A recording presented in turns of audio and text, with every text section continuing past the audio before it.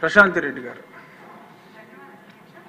అధ్యక్ష, ఆంధ్రప్రదేశ్ పారిశ్రామిక అభివృద్ధి కోసం ఉమ్మడి ఆంధ్రప్రదేశ్ నేటి వరకు అన్ని రకాల ఇండస్ట్రీస్ రావడానికి, ఉపాధి అవకాశాలు పెద్ద ఎత్తున రావడానికి ముఖ్యమంత్రి నారా చంద్రబాబు నాయుడు గారు చేసిన కృషి ఎవరు మర్చిపోలేరు అధ్యక్ష.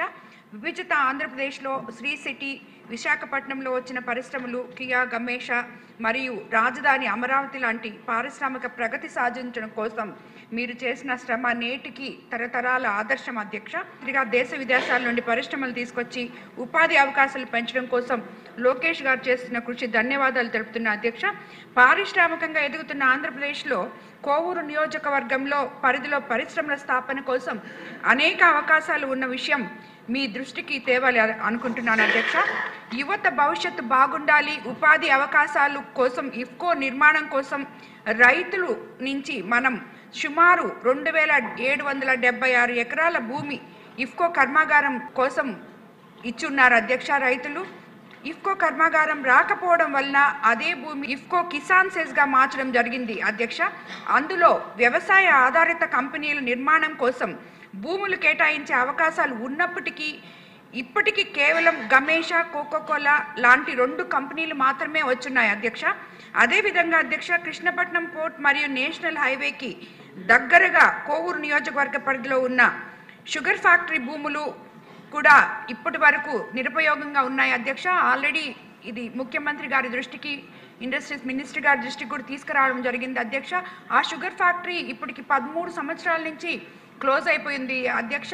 అదేవిధంగా అక్కడ పనిచేసిన ఎంప్లాయీస్ ఎంతోమంది చనిపోతున్నారు అధ్యక్ష. వాళ్ళకి మనం ఇవ్వాల్సిన బకాయిలు ఇచ్చి ఆ 126 ఎకరాలని కూడా మనం రాబోయే రోజుల్లో ఎంఎస్ఎంఈ పార్కులకు కానీ ఏపీఐసి వాళ్ళతో కానీ మాట్లాడి ఉపయోగించుకోవాలని చెప్పి కూడా నేను కోరుకుంటున్నాను అధ్యక్ష.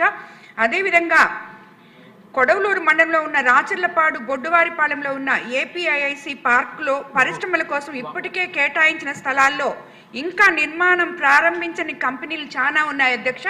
వాళ్ళు ఎందుకు ప్రారంభించట్లేదో, ఇన్ని రోజులైనా కూడా స్థలం తీసుకొని ఎందుకు ఊరికే పెట్టుకున్నారో కనుక్కొని దాన్ని ఆ కంపెనీల అనుమతులు రద్దు చేయాలని నేను కోరుకుంటున్నాను అధ్యక్ష.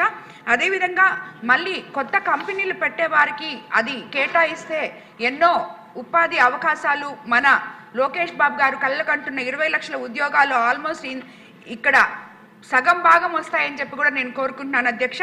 అలాగే ఇక్కడ ఉన్న సాంకేతిక సమస్యలు, లేఅవుట్, మార్కేజ్ అనుమతులు వంటి సాంకేతిక సమస్యలు ఇంకా చాలా ఉన్నాయి అధ్యక్ష. అవి కూడా పరిష్కారం చేయాలని చెప్పి ప్రభుత్వం దానికి ముందుకు రావాలని చెప్పి కోరుకుంటున్నాను అధ్యక్ష. ఈ కారణంగా అనేక పెద్ద పరిశ్రమలు వెనక్కి వెళ్తున్నాయి అధ్యక్ష. పరిశ్రమలు వేగవంతమైన స్థాపన ఆలస్యం అవుతుంది అధ్యక్ష. ప్రభుత్వం సానుకూల దృక్పథంతో ముందుకు వచ్చే అడ్డంకులుగాను తొలగించగలిగితే ఎంతో మంది పారిశ్రామికవేత్తలు, ఎందుకంటే మనకి కృష్ణపట్నం పోర్ట్ కానీ ఇప్పుడు రాబోయే దగదత్తి ఎయిర్పోర్ట్ కానీ అన్ని దగ్గరున్నాయి, హైవేలో ఉన్నాయి ఈ భూములన్నీ. కాబట్టి ఇది ఎంతో మందికి ఉపయోగపడుతుందని చెప్పి నేను కోరుకుంటున్నాను అధ్యక్ష.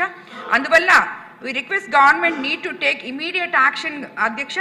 యువతకు ఉద్యోగాలు మరియు ఉపాధి అవకాశాలు ఇవ్వాలి అని చెప్పి మనం ఏదైతే ప్రయత్నం చేస్తున్నామో దానికి మా కోవూరు కాన్స్టిట్యున్సీలో ఉన్న స్థలాన్ని మొత్తం ఉపయోగించుకోవాలని చెప్పి కోరుకుంటున్నాను అధ్యక్ష. మీ ద్వారా ధన్యవాదాలు అధ్యక్ష.